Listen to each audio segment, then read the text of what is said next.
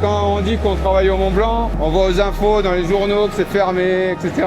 Moi j'ai plus l'habitude de faire des petits travaux à droite à gauche sans que personne ne sache quoi. Du coup là on est au tunnel du Mont Blanc, sur le projet de réhabilitation des voûtes. Ils ont fait des carottages dans les murs pour savoir quelle zone était à risque et qu'il fallait traiter en priorité. Le projet de cette année, c'est 2 fois 300 mètres. Il y a un tronçon de 300 mètres ici et il y a un tronçon de 300 mètres en Italie. En fait, ici, là, c'est tout neuf. Ils ont détruit tout ce qu'il y avait avant. Notre mission ici, c'était de déposer les équipements et de les reposer. Les caméras, les chemins de câbles, niche sécurité, incendie et carnot. Nous, il faut qu'il y ait la voûte qui soit faite et opérationnelle en fait pour que nous, on puisse venir fixer nos supports et nos chemins de câbles. Du coup, ça, c'est le local technique. Donc là, tous les câbles qu'on est en train de tirer en fait dans la section courante du tunnel, c'est là où on va venir les raccorder après.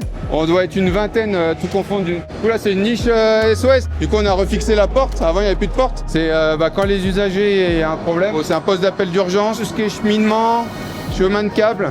Enfin, pose du matériel, c'est nous qui l'avons fait. On a aussi le marché du câble rayonnant. Mais c'est un gros câble qui sert à la radio dans le tunnel. La radio comme ça là. La radio du tunnel aussi. Hein. Ça arrive où? Le 16 décembre. 16 décembre. À 17h. Là, cette année, c'est un prototype, ça n'a jamais été fait. On découvre un peu aussi le sujet, quoi. Et c'est un peu marquant quand même de voir un tunnel comme ça, fermé, et surtout de voir voilà, comme ça en profondeur. Même en dessous du tunnel, il y a tout ce qui est galerie d'air, etc. Donc c'est assez impressionnant, quoi.